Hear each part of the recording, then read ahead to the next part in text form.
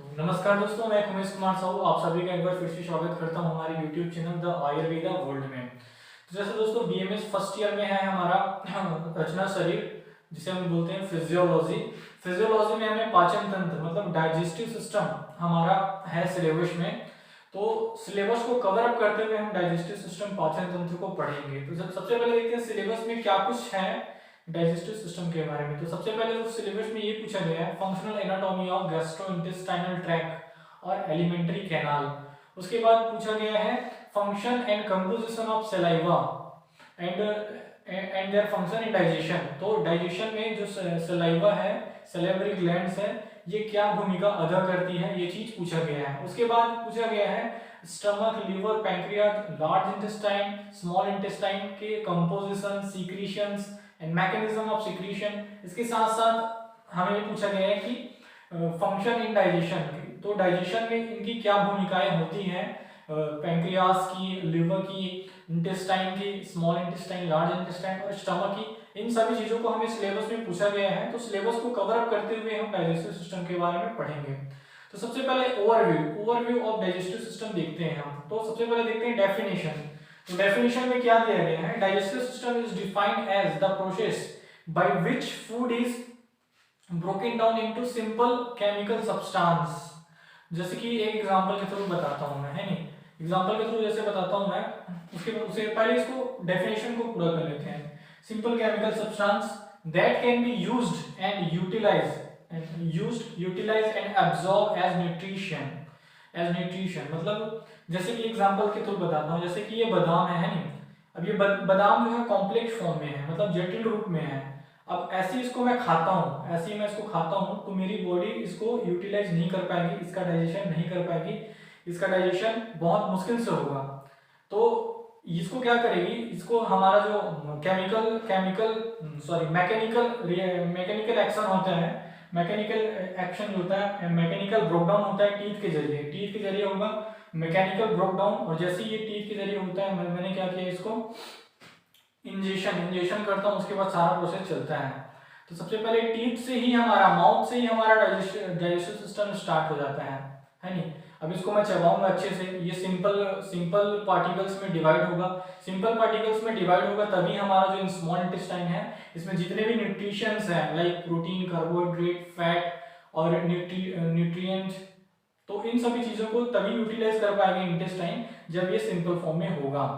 तो चलिए आगे बढ़ते हैं। तो digestive system accomplished by chemical and enzymatic breakdown of food। तो देखिए क्या, सबसे पहले मैकेनिकल मतलब यांत्रिक। जैसे कि मैं दांत से हम चबाते हैं खाना को, फूड को अच्छे से चबाते हैं, तो ये हो गया मैकेनिकल ब्रेकडाउन। और उसके बाद होता है एंजाइमेटिक ब्रेकडाउन। जैसे ही हमारा फूड जो होता है आइसोफेगस के जरिए स्टमक में पहुंचता है, तो स्टमक में गैस्ट्रिक जूस का सिक्रीशन होता है। गैस्ट्रिक जूस से जैसे सिक्रीशन होता है, तो हमारा फूड गैस्ट्रिक जूस के से मिलके काइम फॉर्मेशन करता है। जब हमारा फूड जो होता है, स्मॉल पार्टिकल्स में जो फूड होते हैं, वो गैस्ट्रिक जूस से मिलता है, तो उस स्टेज को हम कहते हैं काइम। फूड जो उस स्टेज में होती है उसको हम काइम कहते हैं। तो काइम का क्या होता है, एंजाइमेटिक ब्रेकडाउन। पेप्सिन एंजाइम हो गया हमारा, ट्रिप्सिन हो गया, उसके थ्रू क्या होता है, एंजाइमेटिक ब्रेकडाउन ऑफ फूड होता है नहीं। तो a normal healthy young can consume about 1 kg of solid diet and 2 liters of liquid diet। जो एक यंग है, हेल्दी है, वो व्यक्ति 1 किलो सॉलिड डाइट ले सकता है और 2 लीटर ऑफ लिक्विड डाइट, मतलब 2 लीटर वो लिक्विड डाइट कंज्यूम कर सकता है एक दिन में, पर डे, है नहीं। उसके बाद digestive system plays major role in digestion and absorption of food. तो डाइजेस्टिव सिस्टम होती है, वो बहुत ही मेजर रोल प्ले करती है डाइजेशन में। देखिए अगर हम किसी फूड को खाते हैं, वो कॉम्प्लेक्स फॉर्म में है, उसका सही से डाइजेशन नहीं हो पाएगा। तो सही से डाइजेशन नहीं होगा तो जितने भी उसमें न्यूट्रिशंस हैं, जितने भी फैट्स हैं, कार्बोहाइड्रेट्स हैं, प्रोटीन्स हैं, वो हमारे शरीर द्वारा अच्छे से यूटिलाइज नहीं हो पाएगा। तो होता क्या है, जब फूड जो होता है सिंपल पार्टिकल्स में डिवाइड हो जाते हैं, सिंपल फॉर्म में उनका ब्रेकडाउन हो जाता है, तो जब वो इंटेस्टाइन में पहुंचता है तो उसका अब्जॉर्प्शन होता है, जैसे कैपिलरीज पाए जाते हैं, है नहीं। कैपिलरीज पाए जाते हैं। ये कैपिलरी जितने भी न्यूट्रिशन होते हैं उनको सक करते हैं, एब्जॉर्ब करते हैं। एब्जॉर्ब करने के बाद इनको ब्लड वेसल्स में इनका सप्लाई होता है। और ब्लड वेसल पूरे शरीर में जितने भी सेल्स हैं, जितने भी कोशिकाएं हैं और जितने भी टिश्यूज हैं, जितने भी ऑर्गन्स हैं, उनको ब्लड न्यूट्रिशन सप्लाई करता है ब्लड के थ्रू। तो इस प्रकार डाइजेस्टिव सिस्टम होती है। उसके बाद हम देखते हैं फंक्शन ऑफ डाइजेस्टिव सिस्टम। तो फंक्शन ऑफ डाइजेस्टिव सिस्टम जैसे कि मैं बताता हूँ, ingestion of food substance. Ingestion क्या होता है मैं बताता हूँ। ये हो गया इंजेशन। मैंने मुंह से क्या लिया, मैंने मुंह से फूड पार्टिकल को खाया, है नहीं, टेक किया। उसके बाद क्या होता है, breaking them into small particles. देखो मैं टीथ के जरिए, दांत के जरिए इनको ब्रेकिंग देम कर रहा हूँ, है नहीं। ये मैंने अच्छे से चबा लिया। एक और है मेरे पास, ये देखो, इसको मैं क्या किया, इंजेक्ट किया, इंजेक्शन किया। इंजेक्शन के बाद मैं क्या कर रहा हूँ, breaking them into small particles. दांत के थ्रू मैं दांत के जरिए से इनको स्मॉल पार्टिकल्स में डिवाइड कर रहा हूँ, है ना। अच्छे से इसको मिक्सअप करते हैं। अभी कभी भी आप खाना खाते हो तो अच्छे से चबा के खाया करो, क्योंकि जब तक आप अच्छे से चबाओगे नहीं, सिंपल फॉर्म में इसको बनाओगे नहीं, तब तक इसका अब्जॉर्प्शन अच्छे से होगा नहीं।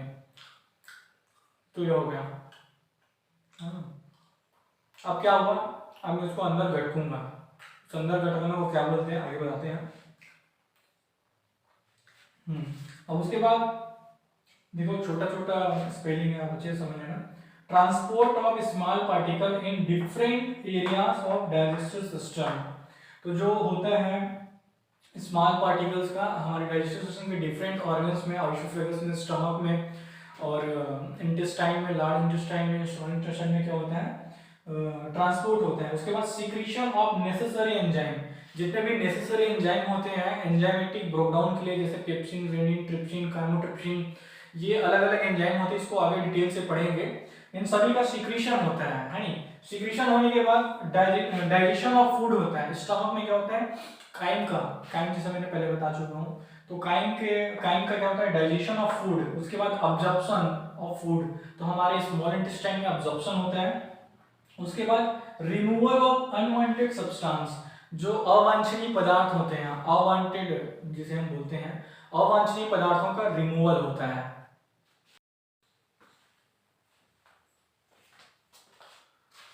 तो चलिए दोस्तों, अब स्टार्ट करते हैं functional anatomy of digestive system. Functional anatomy क्या होती है डाइजेस्टिव सिस्टम की, इसको डिस्कस करेंगे।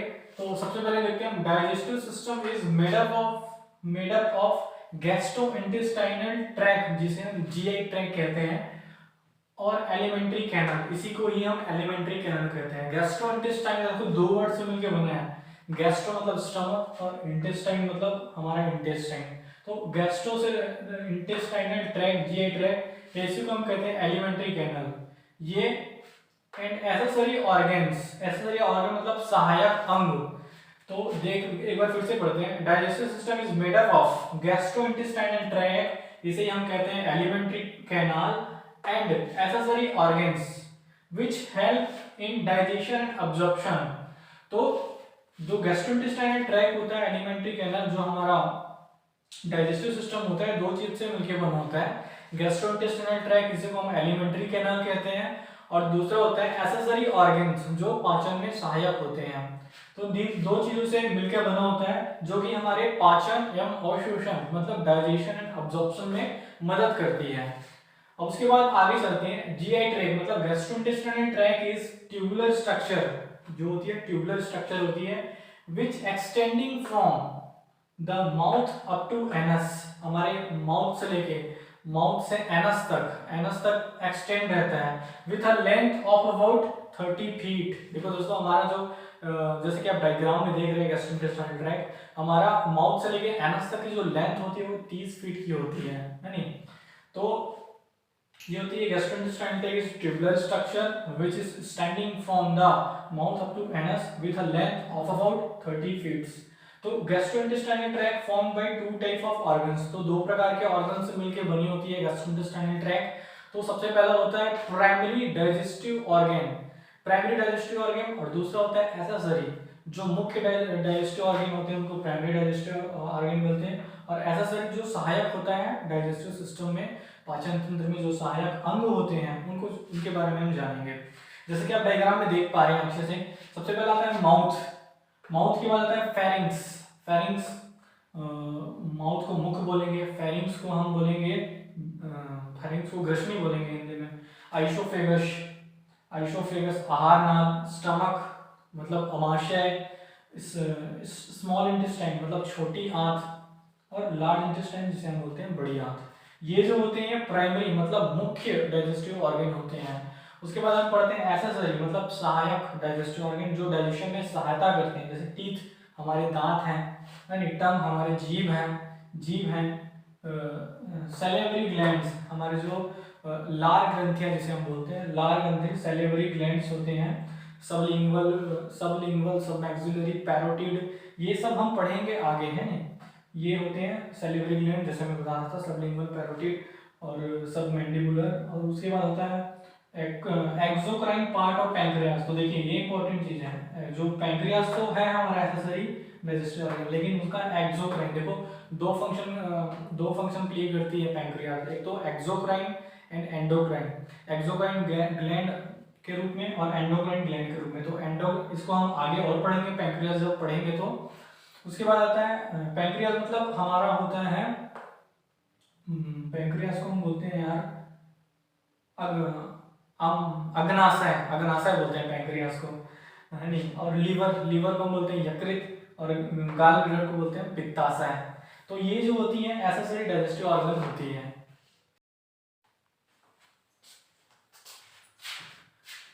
चलिए दोस्तों, अब हम देखते हैं गैस्ट्रोइंटेस्टाइनल ट्रैक्ट की वॉल। तो कहते हैं वॉल ऑफ गैस्ट्रोइंटेस्टाइनल ट्रैक्ट। तो गैस्ट्रोइंटेस्टाइनल की वॉल की हम एनाटॉमी देखेंगे कि उसकी स्ट्रक्चर क्या होती है। तो it is formed by 4 layer which are inside out, मतलब अंदर से बाहर की तरफ। जैसे कि ये नली है नहीं, ये नली है कोई, ये कोई ट्यूबुलर स्ट्रक्चर है, नली है। तो इसके इनसाइड आउट मतलब अंदर से बाहर की ओर ये स्ट्रक्चर जो बनी है, ये ऐसे अंदर से बाहर की ओर बनी हुई है। मान लीजिए गैस्ट्रोइंटेस्टाइनल ट्रैक्ट है तो उसकी अंदर से बाहर की ओर ये बनी हुई है, तो विच आर इनसाइड आउट। तो ये जो होती है फॉर्म बाय 4 लेयर। तो सबसे 4 लेयर कौन सी होती है? म्यूकस लेयर, सब mucus layer, muscular layer, serous और फाइब्रस लेयर। जैसे कि आप डायग्राम पे देख पा रहे हो, म्यूकस लेयर है नहीं, दूसरा होता है सब म्यूकस लेयर, तीसरा होता है सर्कुलर लेयर एंड चौथा होता है सीरस लेयर और फाइब्रस लेयर। तो वैसे तो मैंने इसको आड़ा तिरछा बनाया, लेकिन आप आड़ा तिरछा मत बनाना एग्जाम में, और मेरे पास स्पेस कम इसलिए आड़ा तिरछा बना दिया हूँ। तो सबसे पहले होता है म्यूकस लेयर, सब mucus layer, circular layer and serous layer और फाइब्रस लेयर, इसे को हम बोलते हैं। तो ये 4 प्रकार की लेयर होती है गैस्ट्रोइंटेस्टाइनल वॉल की। तो सबसे पहले हम देखते हैं म्यूकस लेयर। म्यूकस लेयर जो होती है इनर मोस्ट, देख सकते हो आप डायग्राम में, inner most layer of the wall also called gastrointestinal mucosa और म्यूकस मेम्ब्रेन, इसे ही हम बोलते हैं म्यूकस मेम्ब्रेन। ये जो आप स्ट्रक्चर देख रहे हो, ये जो स्पेस है, यही है क्या है, ये muscular layer, inner most wall of gastrointestinal tract. तो गैस्ट्रोइंटेस्टाइनल ट्रैक्ट की इनर मोस्ट वॉल होती है, इसे गैस्ट्रोइंटेस्टाइनल म्यूकोसा और म्यूकस मेम्ब्रेन भी कहते हैं। ये जो होती है म्यूकोसा है 3 लेयर ऑफ स्ट्रक्चर। जो ये म्यूकोसा होती है उसकी 3 लेयर होती है। पहला होता है एपिथेलियम लेयर, लैमेला प्रोप्रिया और मस्कुलरिस म्यूकोसा, ये 3 लेयर से मिलकर बनी होती है। उसके बाद हम देखते हैं सब म्यूकस लेयर। जैसे कि आप डायग्राम पे देख रहे हो, सब म्यूकस लेयर, सब म्यूकस लेयर के बारे में देखेंगे। तो it is also present in all part of gastrointestinal tract except mouth and pharynx, मतलब माउथ और जो हमारा फेरिंग्स है इसको छोड़कर गैस्ट्रोइंटेस्टाइनल ट्रैक्ट के सभी ट्रैक्ट पे पाया जाता है। वो चाहे हमारे स्टमक हो, चाहे इंटेस्टाइन हो, और चाहे लार्ज इंटेस्टाइन हो और स्मॉल इंटेस्टाइन हो, सब में पाया जाता है सब mucus layer except mouth and pharynx. तो चलिए दोस्तों, अब बात करते हैं हम तीसरी लेयर मस्कुलर लेयर के बारे में। मस्कुलर लेयर जो होती है स्टमक में 3 लेयर की होती है। सबसे पहला होता है inner oblique layer, middle circular layer and outer longitudinal layer, stomach में ये होती है।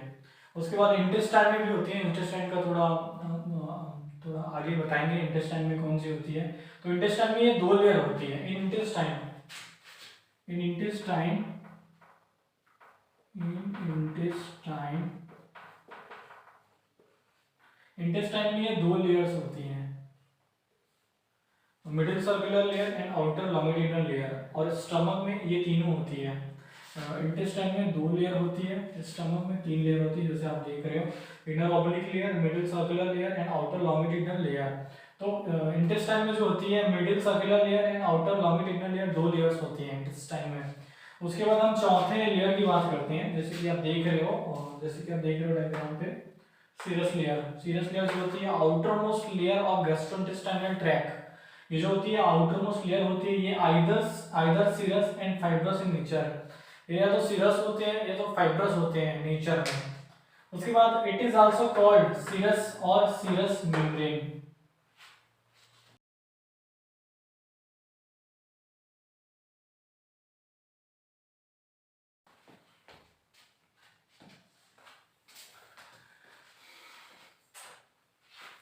तो चलिए दोस्तों, अब हम बात करते हैं nerve supply to gastrointestinal tract.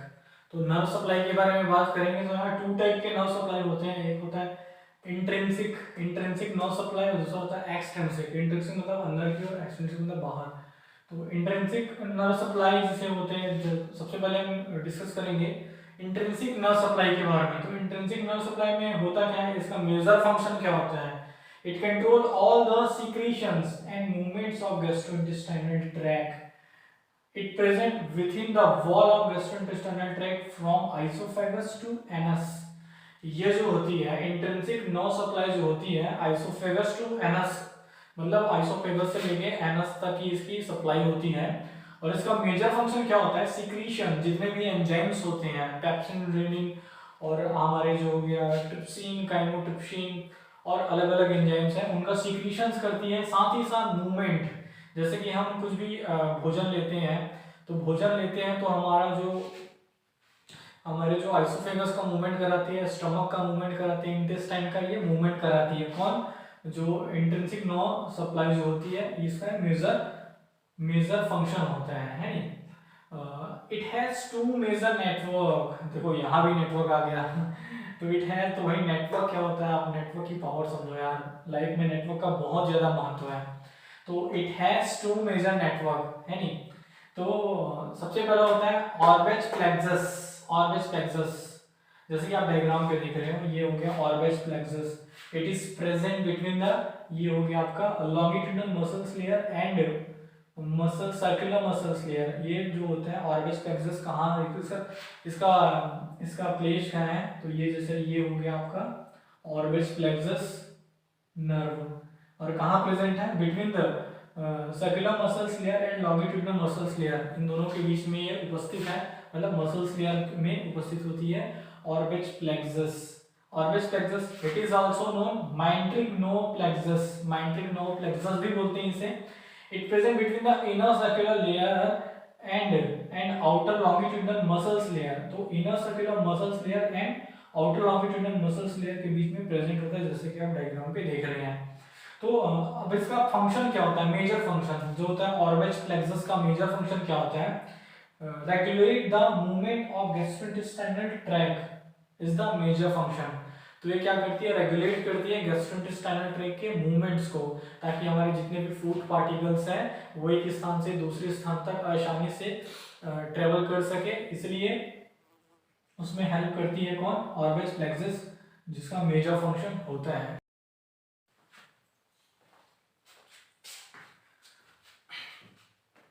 तो चलिए दोस्तों, अब हम बात करते हैं एक्सटेंसिव नर्वस सिस्टम की। एक्सटेंसिव नर्वस सिस्टम में आता है जिसे हम ऑटोनॉमिक नर्वस सिस्टम भी कहते हैं। तो इसमें दो प्रकार का आता है, पहला सिंपैथेटिक नर्व फाइबर और दूसरा होता है पैरासिम्पैथेटिक नर्व फाइबर। तो सिंपैथेटिक नर्व फाइबर जो होते हैं arise from lateral horns of spinal cord between fifth thoracic and second lumbar segment. ये जैसे कि डायग्राम में आप देख रहे हैं, तो fifth thoracic and second lumbar के बीच में बीच से अराइज होती है स्पाइनल कॉर्ड के, है नी।